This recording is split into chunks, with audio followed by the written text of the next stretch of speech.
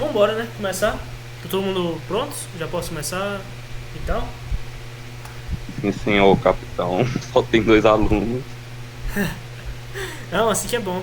E só esses dois alunos foi R$ 15. Ai, meu Deus. Eu pago um salgado no cincão. Não, não, não, tu já pagou teu, basicamente, né? Então, eu tô falando que só esses dois alunos que eu tô dando aula já deu R$ 15. Ah, sim, ok. Porque quem pagou não tá aqui, pediu pra depois mandar e tal. O que é foda. Mas agora vamos, né? Vamos começar Ah,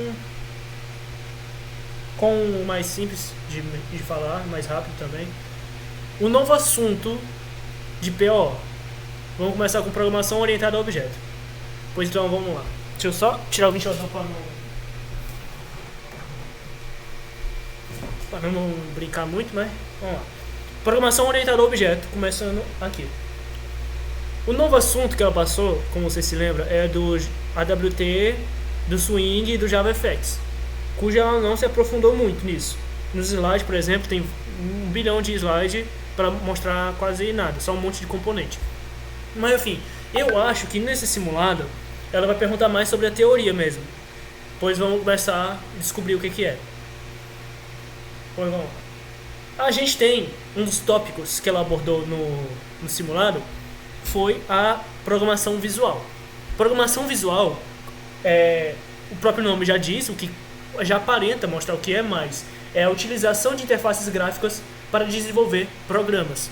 Ou seja, a gente utiliza uma interface para montar interfaces. Tipo, é um facilitador, é um meio termo. A gente não precisa mais ficar mexendo só no código, mexendo em linhas de código. A gente tem algum software por fora que ajuda a gente a criar programas. Então a programação visual é quando a gente tem algum software, algum programa que facilita o desenvolvedor a criar programas. Normal, normal. Agora a gente tem outros tópicos importantes. Temos a GUI, que basicamente é a interface que interage com o usuário. Quando a gente está montando telas para o usuário mexer, janelas que tem botões, caixas de texto, essas coisas, dentro essa tela todinha é uma GUI, Graphical User Interface. É a interface gráfica do usuário. É o que o usuário final vai ver, é a GUI. Vamos lá. A gente tem também sobre... Agora aqui começa um assunto interessante. O AWT, que é uma biblioteca para montar UI. É uma biblioteca para montar interfaces, janelas.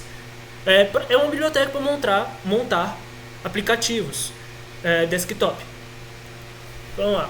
Só que tem um porém. Ele é o mais antigo das bibliotecas Java para montar UI. E como ele é um dos mais antigos, ele tem vários problemas de performance e portabilidade. Porque o AWT ele conversa diretamente com o sistema operacional. Por exemplo, às vezes ele pode não rodar bem no Windows e rodar bem no Linux. Então esse é um problema do AWT. Ele é baixo performático, mas ele faz o que é proposto. Ele é uma biblioteca para montar UI, para montar interface. Ele oferece vários componentes, como por exemplo caixas de texto, botão e por aí vai. Agora a gente tem o Swing. O Swing ele é um superset do AWT. O que é um superset? Superset é um aprimoramento da biblioteca. O Swing ele tem tudo que o AWT tem, só que melhorado, com outros benefícios. Ele pega o AWT, ele é só tipo, por exemplo, digamos assim, a raiz do que o Swing é. O Swing ele usa o AWT por debaixo dos panos, só que ele facilita, ele é mais performático e essas coisas. Porque ele isola aqueles problemas que o AWT tinha. Ele é um superset, ele é um aprimoramento, por assim dizer. Agora a gente tem componentes. A gente começa a mexer com componentes. Componentes na tela, também conhecidos como widgets, que são atores, coisas que o usuário clica, mexe, interage, ativa funções. Então quando a gente pega o Swing, ele oferece uma classe com vários e vários atributos, ou ele oferece várias classes. Ele é uma biblioteca que oferece várias classes para montagem de UI, para montar UIs. Exemplos de classe que a gente usa: JLabel, que é para colar um texto. A gente quer escrever um texto na tela, em alguma janela, a gente coloca JLabel, simplesmente. Quando a gente quer criar um input para o usuário digitar, a gente usa o JTextField. Enfim, continuando. Isso é o Swing, o AWT. Já expliquei que o AWT é o mais antigo, tem vários problemas de performance e portabilidade. O Swing, ele é um superset do AWT, ele é o AWT, porém ele possui componentes, ele é melhorado. Agora a gente vai para o mais recente, o JavaFX. O JavaFX, ele surgiu, como sendo mais recente, ele surgiu para melhorar a qualidade visual das bibliotecas Java. Por causa que o AWT e o Swing, eles não eram reconhecidos por fazerem telas bonitas.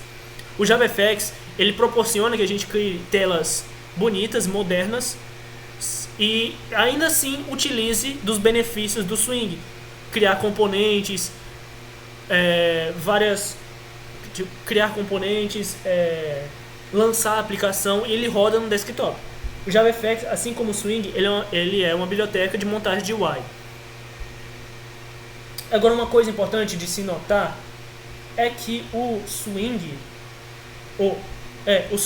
e o AWT, eles são bibliotecas que já vêm com o Java. Eles já estão dentro. Quando tu instala o Java, ele já vem com a AWT e Swing definido. Só que o JavaFX tu tem que instalar por fora. Mas enfim, o JavaFX não tem só isso de benefícios. Ele é reconhecido por usar o famoso FXML. Só pra te lembrar. Mas eu acho que esse conteúdo de JavaFX não vai cair no simulado. É só um conteúdo extra que ela passou de fato. Pior que eu perguntei pra ela, professora, vai cair a AWT Swing JavaFX FX? Ela disse que sim. Mas não faz sentido cair a FX, porque ela mesma disse que era um conteúdo extra. Mas ela fala que cai, essa mulher. Não entendi, mas continua. Sim. É rapidinho, já tô acabando. Eu não vou falar de componentes, de 1 bilhão de componentes que existe dentro do JavaFX. Eu vou explicar a teoria do que é JavaFX. Mas enfim, vamos lá. O JavaFX, ele utiliza o FXML, que, pra quem não sabe, ele monta pra gente a interface utilizando tags. Que nem pra quem conhece o HTML já tá acostumado com tags e tal. Só que o FXML, ele é do próprio JavaFX. Ele monta botões, âncoras, que se chama assim. Quando eu quero criar um botão, eu boto ali botão, assim, e coloco o nome do botão e aqui a tag fechando.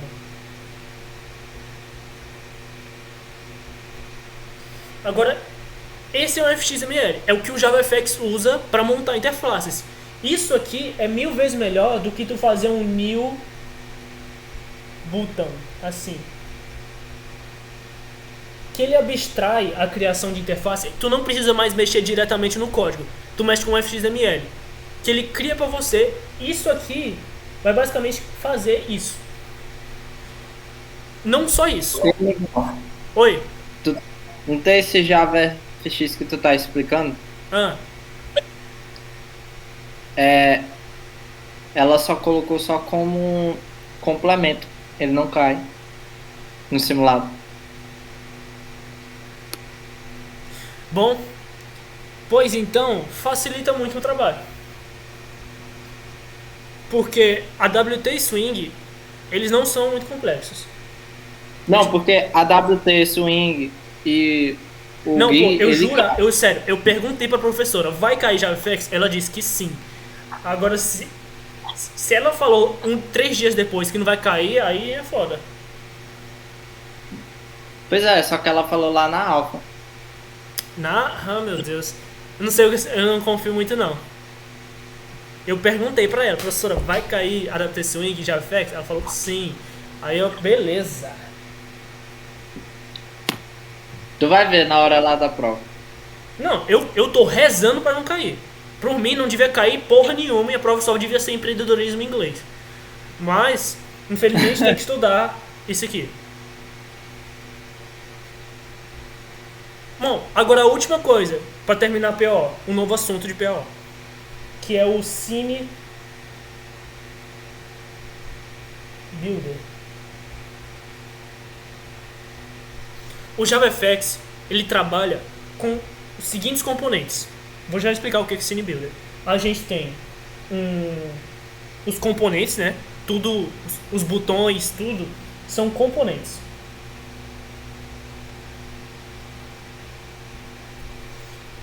O que gera os componentes? Onde que a gente vai colocar esses componentes? A gente coloca os componentes dentro de uma cena. Scene, né? É melhor botar em... Tentei escrever em português aqui. Mas a gente vai colocar dentro de uma scene. Todos os componentes vão estar presentes dentro de uma cena. E uma cena, a gente quando está num teatro, tem várias cenas. Mas elas têm que ser apresentadas em algum lugar, que é o palco. E no JavaFX a gente utiliza o stage. O stage vai apresentar as cenas. E dentro das cenas vão ter os componentes, os botões e tal. É assim que funciona no JavaFX. Agora o Scene Builder, ele facilita a criação de cenas. Como o próprio nome diz, ele facilita a criação de cenas. Ele tem uma interface visual, tipo assim, aí ele tem vários botões aqui do lado, ele tem vários nomezinhos assim. E você joga aqui dentro e ele cria um botão para você. O Scene Builder, ele facilita a criação de cenas. Basicamente isso. Ele é um software por fora que facilita a criação de cenas. No final das contas, ele vai gerar um FXML. Esse é um novo assunto de PO. Conseguiu entender o que eu falei e tal? JavaFX, AWT, Swing.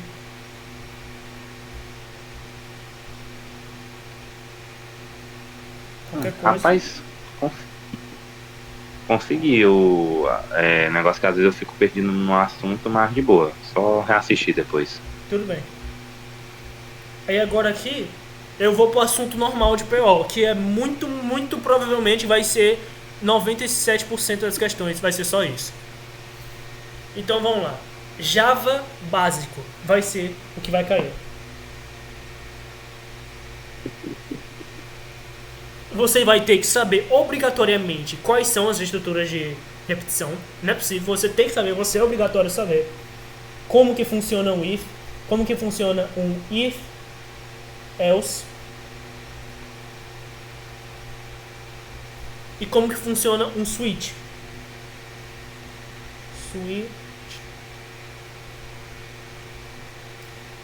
Você tem que saber, esses são estruturas de condicionais.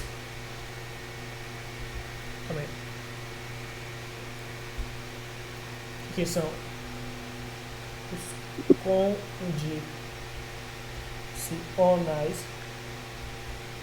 Basicamente, eu me lembro que no simulado passado dela ela perguntou quais são as estruturas de repetição, quais são as estruturas condicionais. Então, muito provavelmente, vai cair de novo.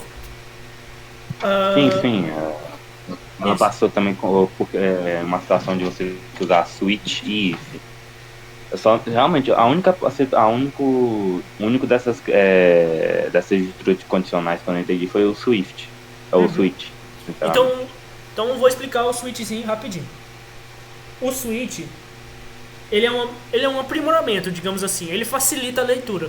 Se a gente tiver vários condicionais, por exemplo, imagina assim, temos idade. Idade pode ser vários números. E se eu quisesse saber um condicional, if idade for menor que 18, if idade for maior que 18, if idade for menor que 60, if idade for maior que 70, vai ficar vários ifs, um embaixo do outro. E isso é feio. Quer dizer, não é muito rentável ter vários ifs assim seguidamente. Então é melhor usar um switch, porque é um switch case, é um switch caso. Tipo assim, ele é como se fosse um controlador. Temos aqui o switch, esse é o switch, e ele recebe um valor. O usuário vai lá e digita 8 e joga dentro do switch. Aí o switch vai em cada caso ver qual desses valores que ele bate. Ele vai, por exemplo, temos o caso 1 aqui, case. Esse caso diz que o valor é igual a 7. E esse caso aqui embaixo diz que o valor é igual a 8. Então ele vai primeiro nesse case aqui, vai ver que não é igual a 7 e vai voltar.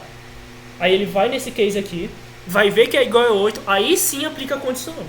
Case igual a 8, aí print. O case, o switch, ele tem vários casos. É assim que funciona. Agora no código em si, como fica basicamente assim, switch idade. Aí tem, né, o switch, tá aí o que o switch recebe. Aí temos também os casos. Aí tem o case 7 que faz tal coisa. E temos o case 8, que é o que printa.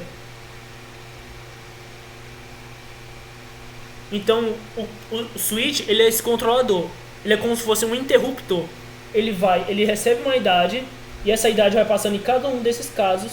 E em qual bater, ele executa a condição. É assim que funciona o switch. Entendi. A gente pode botar uma quantidade de casos, por exemplo, eu posso botar tipo case 1 até o 7, ou só posso botar um case e dois cases? Tu pode botar vários, infinitos cases. Pode ter infinitos cases aqui. Ok. A única Aí condição do case final do switch é por causa que a gente tem um if, a gente pode fazer um alinhamento de ifs. A gente pode fazer tipo assim, if, sei lá, 18 menor que 17. Aí a gente pode fazer um alinhamento. Tipo, beleza. Or 16 menor or 16. A gente pode escrever várias condições dentro de um if. A gente pode fazer isso. Agora no switch case a gente não pode fazer isso. A gente só vai receber um valor e vai executar um caso. Não pode ter tipo case 7 or 8. Isso não tem como acontecer. O case ele só executa um caso só. Entendi. Mas tipo, o case final, que seria o último case, ele tem que... Por exemplo, eu posso botar case 1, case 2. Sendo case 1 a condição do... Case 1 a condição do que... do número, por exemplo, se o número for igual a 7, print isso. Aí, por exemplo, vai ter o case 1 que vai ser essa condição. E o case 2 que vai ser o resultado desse daí, certo? Ou eu tô chapando?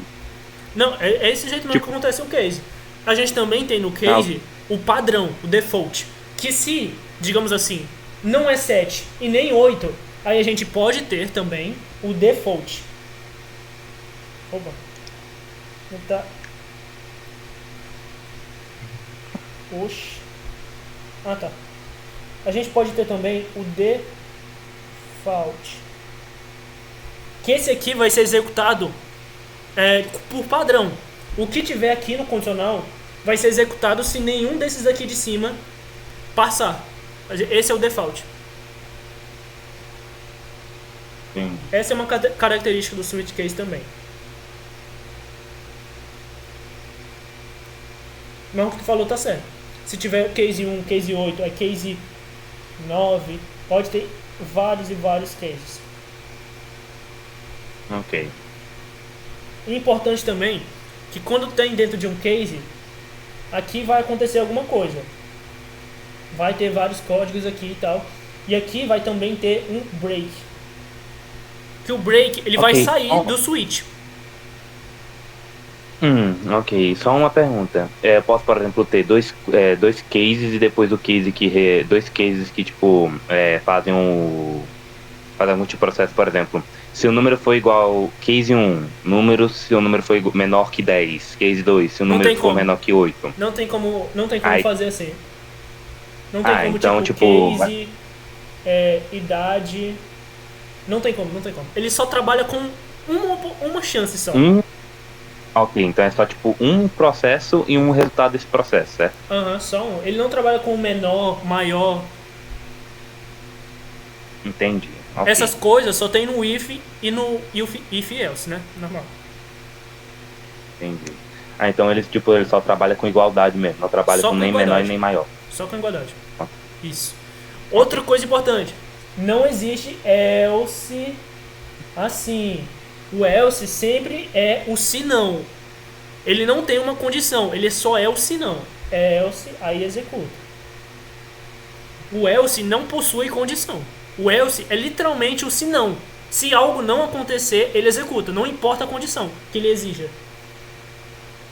É uma Entendi. coisa aí que cai muito. Ok. Agora vamos pro de repetição, que é o for. Aí eu vou escrever um por um aqui, né? Mas int i igual a 0 menor ou igual i menor que 10. Aí i mais.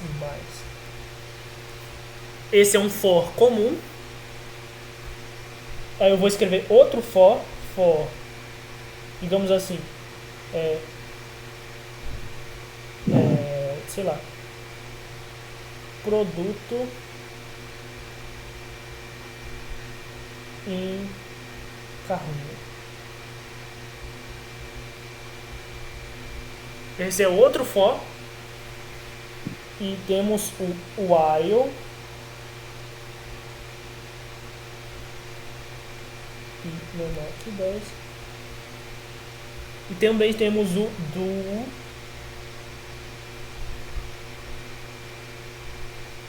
while.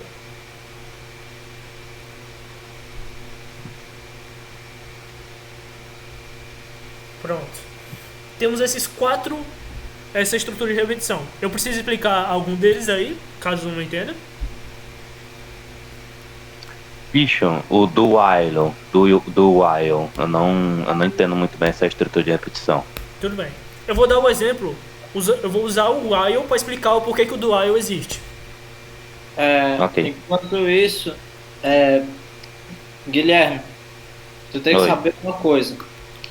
O do while, vamos supor, na lógica, ela dê lá para o do while ser falso. Tô me referindo em termos teóricos, entendeu? Questões teóricas. Não tô me referindo tipo dentro de um código, entendeu? Porque teve uma questão que ela colocou que abordava realmente esse caso, entendeu?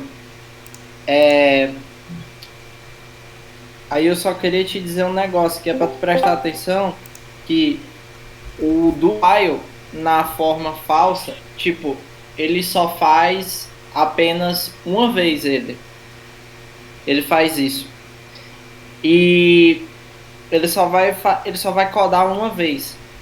E quando ele está na afirmação verdadeira, ele vai dando ciclos rotineiros a partir de a validação de verdade, entendeu? É porque meio que o do while ele só vai ser utilizado como estrutura de repetição apenas uma vez. Não sei se tu conseguiu entender o que eu tô falando. Peraí, eu entendi que tipo do while ele é uma estrutura de repetição que tipo não necessariamente vai ficar se repetindo toda hora. É alguma Sim, coisa assim. sim. Hum. Na falsa, ele só vai designar uma vez ela ser falsa e morreu. Ele não vai dar outra análise, ele não vai dar outra estrutura para repetir, entendeu? Ele não vai fazer isso. Quando é verdade, basicamente ele vai toda vez como um ciclo de repetição, só que sendo verdade. Então, basicamente, o pessoal, o que vou dar primeiramente uma boa noite aqui pro Glaucio. Vou explicar basicamente o que a gente falou.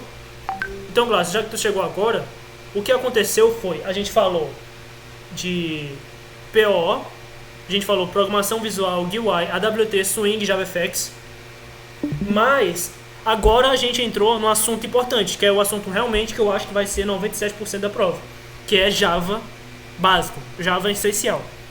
Eu falei de estruturas de condicional, falei do if, else e o switch. agora eu estou na estrutura de repetição e eu vou agora explicar nesse momento o que o do while faz e o while faz. Bom, agora eu vou explicar, Guilherme, o que o Adrian falou, eu vou explicar por aqui desenhando. Então vamos lá.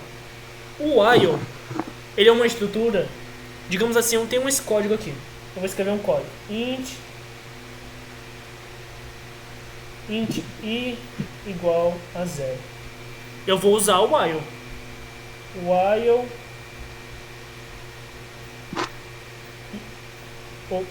1 maior que I. Aí faz alguma coisa. Só que o outro aqui embaixo vai ser um do. Faz, sei lá, alguma coisa. E o while 1 menor que I. Enfim, basicamente eu vou mostrar o que vai acontecer nessa execução.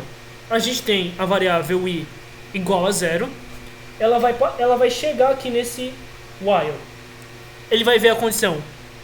O I é maior, quer dizer, 1 é menor do que I e o I é valor de 0. Então 1 é menor que 0? Não. Então isso aqui já não vai ser executado. Agora ele chega aqui nesse do e ele vai executar. Tudo isso aqui vai executar. Então, digamos assim, aqui em cima tem um print. Esse print não vai acontecer, porque não passou na condição inicial. Agora aqui, se tiver um print, esse print aqui, ele vai acontecer, mesmo que a condição não seja satisfeita. Então ele vai primeiramente fazer e depois que vai fazer a condição. Primeiramente ele executa a ação, depois verifica se a condição está dando certo. Já o while, ele só faz se a condição for satisfeita. Nesse do, isso aqui vai acontecer. Se a condição for verdadeira, ele volta. Mas, se a condição for falsa, ele já fez. Uma vez pelo menos. Então o do, ele executa pelo menos uma vez. Independente se a condição for verdadeira ou não. É por isso que existe um do while.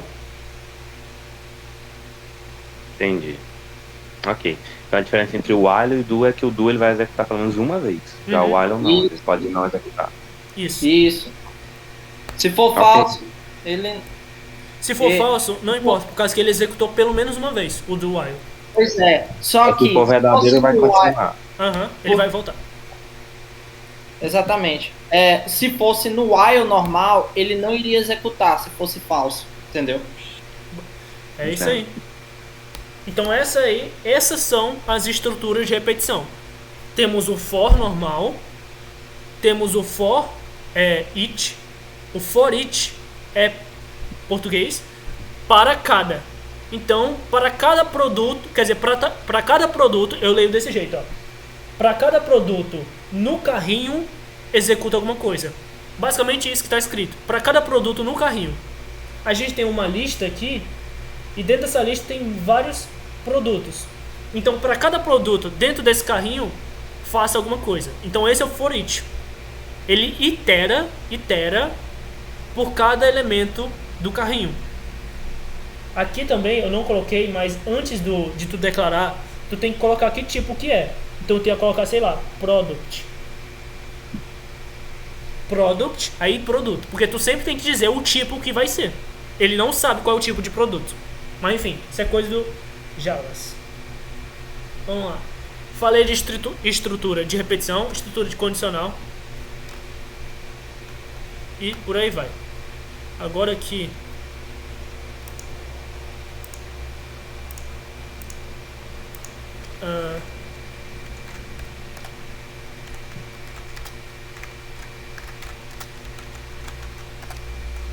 Agora aqui, vamos falar sobre o que?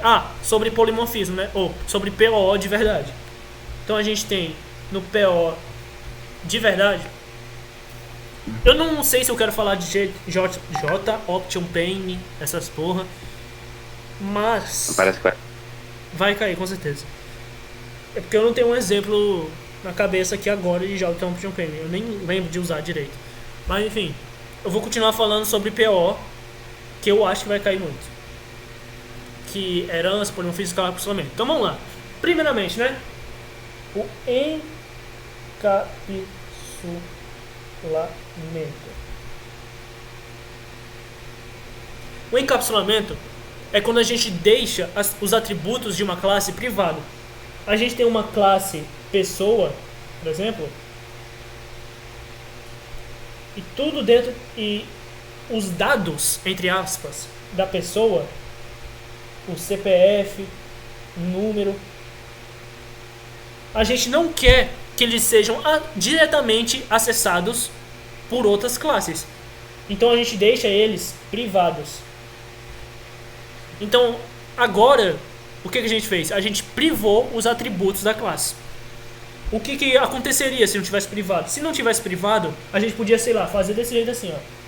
Pessoa.cpf.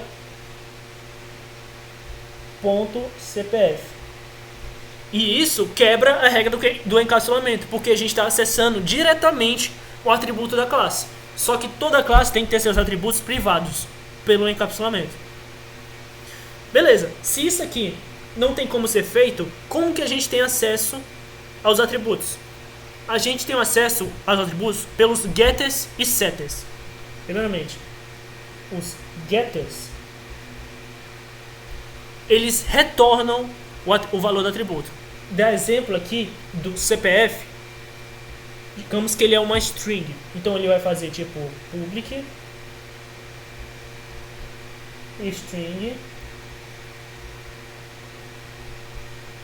get CPF. Aí retorna return x.cpf.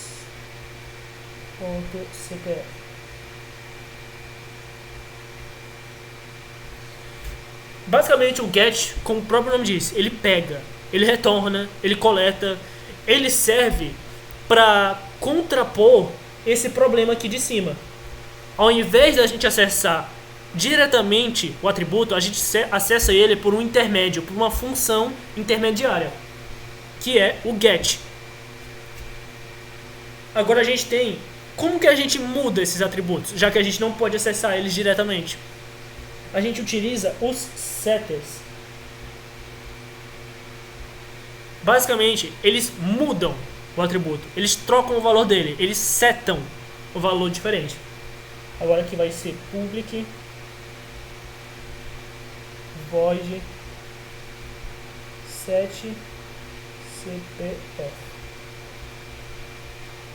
O que ele vai fazer? Ele vai, como o próprio nome diz, setar o CPF. Ele vai mudar o valor do CPF. Ele vai... Opa, esqueci de colocar aqui, né? Calma aí, desculpa. Ele vai receber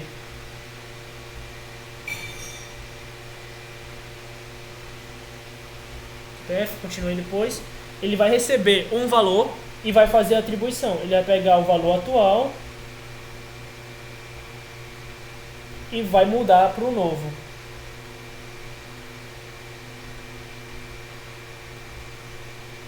Então esses são os setters, os getters e os setters. Os getters, eles retornam o valor do atributo. Os setters, eles modificam o valor do atributo. Beleza, falei de encapsulamento, falou de getters e setters. Agora eu vou falar sobre, vamos lá, acho que pode ser herança. Temos a cadê? Herança. A herança é outro conceito do PO, que é quando uma classe herda de outra classe. A gente tem uma classe aqui e herda de outra classe. Basicamente, tudo que essa classe aqui tem vai para a classe que está herdando. Então, atributos, funções, a classe pai, a classe mãe, a superclasse, que é o nome em si, a superclasse, todos os seus atributos e funções vão para a subclasse, a classe filha, que vai herdar seus atributos. Como que isso acontece no Java? A gente tem, por exemplo, numa classe aqui, uma classe pessoa. Ela tem várias coisas dentro dela, tem vários dados e tal. E a gente tem uma classe filha, digamos assim, classe, sei lá, filha, que estende, que herda, extends pessoa. Enfim, deu para entender que a classe filha vai estender de pessoa. Ela vai ter todos os dados que a pessoa tem, todos os atributos, todas as funções, por aí vai. Agora, por último, a gente tem o polimorfismo.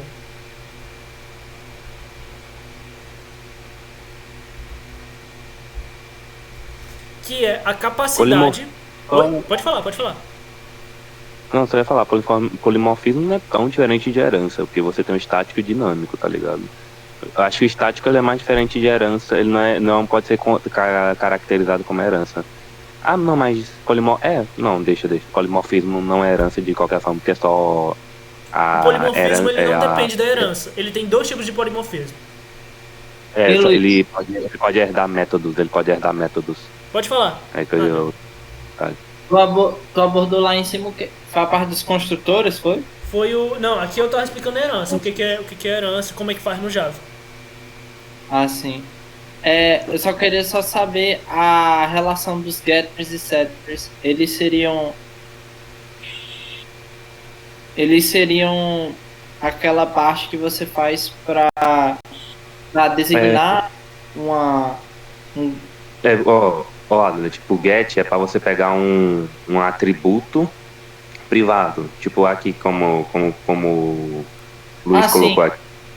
Aqui tá aqui, ó, string get CPF. Aí toda vez que tu colocar get CPF, ele vai puxar o valor ele vai puxar o valor de... Não é mesmo? CPF. Ele vai puxar o valor do CPF. E o set ele serve justamente para mudar o valor. Aí é por isso que é public void, set CPF, string CPF, pi CPF, etc.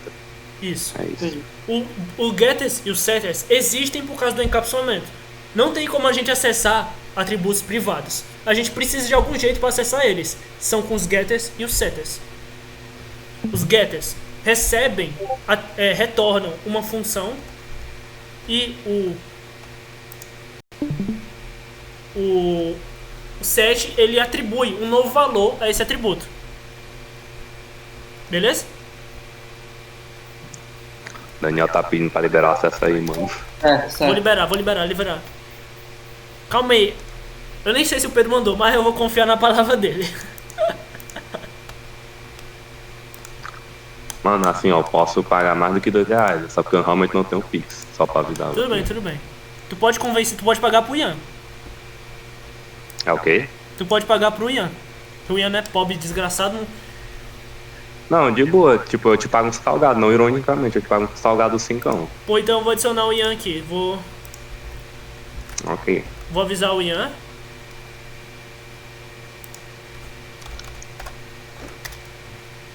Ian não tem dinheiro pra pagar revisão, mas tem dinheiro pra ficar gastando em nitro do Discord. Pois não é. Não, mano, nitro do Discord é foda.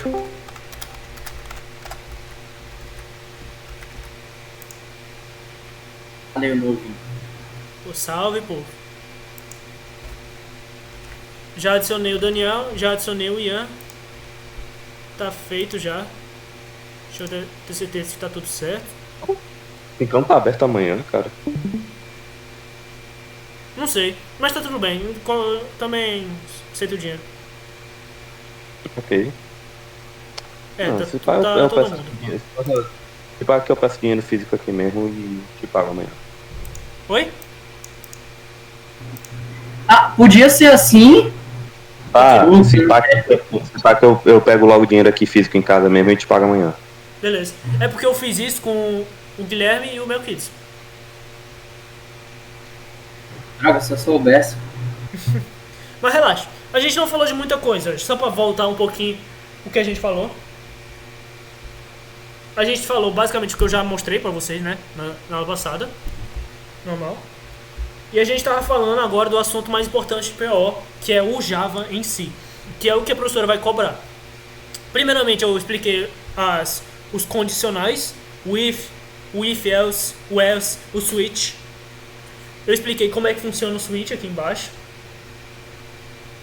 Depois eu expliquei das estruturas de repetição, o for each, o while e o do while. E agora eu tô no assunto de PO, encapsulamento, getters e setters, herança e agora polimorfismo.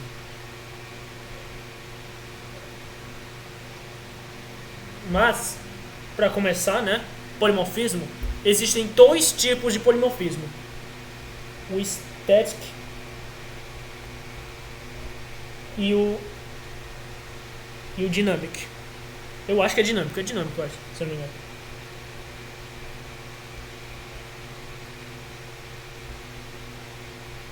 Polimorfismo desses dois tipos. Mas beleza, como é que a gente tem um polimorfismo? O polimorfismo, vocês precisam entender que ele é de uma forma só executar coisas diferentes. Como assim? A gente pode ter a sobrecarga de função. A sobrescrita, a sobrecarga, tem vários nomes. Esse é o estático, que é quando a gente tem várias funções com o mesmo nome, parâmetros diferentes, só que elas executam coisas diferentes. Esse é o polimorfismo estático. Funções, não é entre classes, não é a herança, é dentro de uma classe só. Digamos que eu tenho essa classe aqui, uma classe normal aqui, class, e tem várias funções dentro dessa classe. Tem tipo, digamos assim, tem a função oi, olá. Essa função aqui, ela faz uma coisa, ela não recebe nada. E eu também posso ter outra função, olá. Só que o Java não deixa tu criar uma função literalmente igual. Então tu tem que mudar alguma coisa. Como que eu mudo? Eu simplesmente faço uma mudança nela. Tipo, olá. Só que dessa vez ele recebe um nome.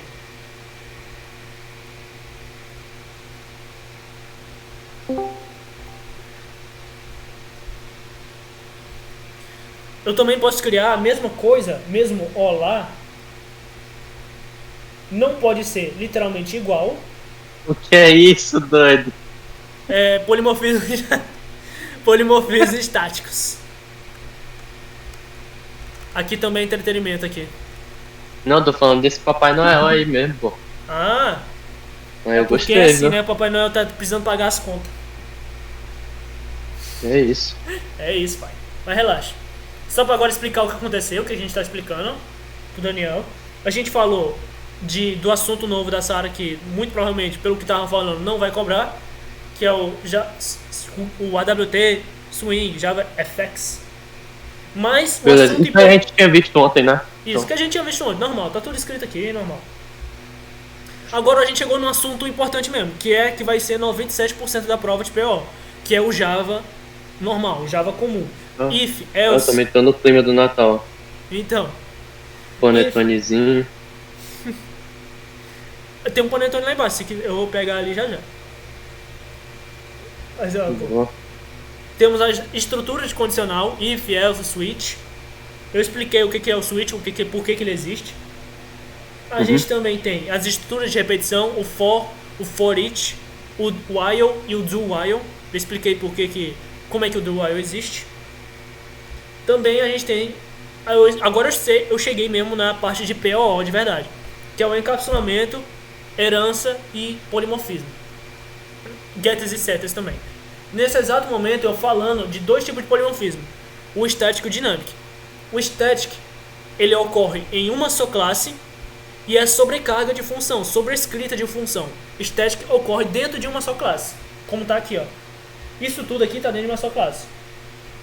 Polimorfismo, eu vou de novo falar. Uma função executa coisas diferentes. O mesmo nome, a mesma chamada, executa as coisas diferentes. Como aqui, ó. Esse olá, primeiro aqui, ele faz uma coisa. Só que esse olá tem o mesmo nome de função, só que ele faz outra coisa. Esse também. Então isso é o polimorfismo. É a capacidade, muitas formas para executar a mesma coisa. Então esse no caso é o polimorfismo estático. Só que esse aqui no caso tem que ter uma coisa diferente, esse terceiro. Ele não pode ser literalmente igual. Esse aqui, sei lá, retorna um int. Não sei. Simplesmente retorna um int. Esse aqui retorna void. Esse aqui retorna void. Então, essas funções, elas são, na essência, diferentes. Só que elas executam coisas diferentes. Então, esse é o polimorfismo. No caso, o estático. A teoria do polimorfismo é isso. Só que existem dois tipos. O estático, que ocorre dentro de uma classe só. É a sobrescrita de métodos. E tem o dynamic, que ele é através de herança. O polimorfismo que ocorre através de herança.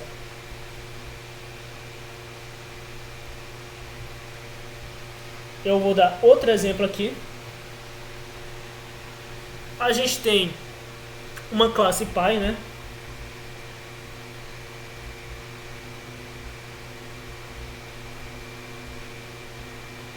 Que faz tal coisa.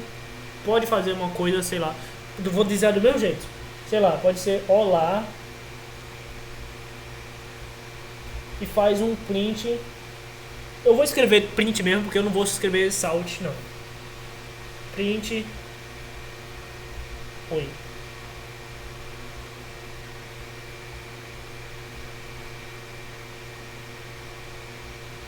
Beleza. Temos essa classe. Agora aqui embaixo a gente tem a classe filha que extends pai. Então a classe filha, ela estende da classe pai, herança. E aqui na classe filha a gente vai ter a sobrecarga. Eu acho que é sobrecarga. Não, sobrecarga é esse aqui. Sobrescrita é o que acontece na herança. Então aqui vai ter uma sobrescrita, um override que a gente fala. A gente vai ter também a mesma função olá. Só que dessa vez, ela em vez de printar oi, digamos assim, ela print olá. Então a gente consegue ver que o mesmo método, o mesmo nome de método, executa coisas diferentes. Essa é a essência do polimorfismo. E esse aqui, nesse caso, é o polimorfismo dinâmico, no qual o dinâmico ocorre na herança, durante a herança. Conseguiu entender? Sobre a diferença de polimorfismo estático e dinâmico? Fácil demais. É, enfim. Basicamente isso aí que vai cair. 95% do simulado de POO vai ser isso aqui. E 5% vai ser só questão errada. Se Deus quiser. Deus quiser. Luiz, Oi. tu sabe me explicar a parte de abstração, sabe? Abstração. Eu explico bem aqui.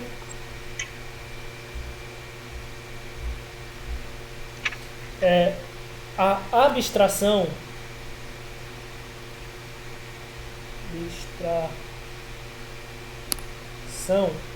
é quando a gente pega um problema, alguma condição, alguma entidade, a gente abstrai, é quando a gente diminui a complexidade. Por exemplo, um carro na vida real, ele é cheio de peças,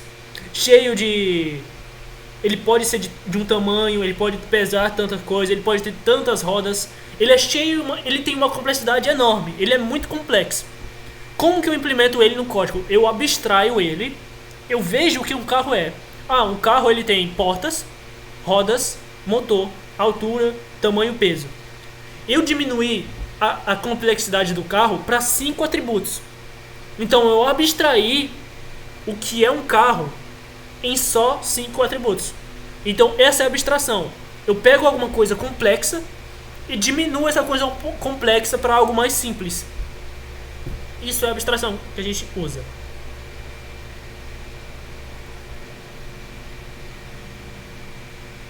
Agora aqui a gente vai dar uma pausa por enquanto, para seguir a revisão. O próximo assunto que será falado vai ser de álgebra linear.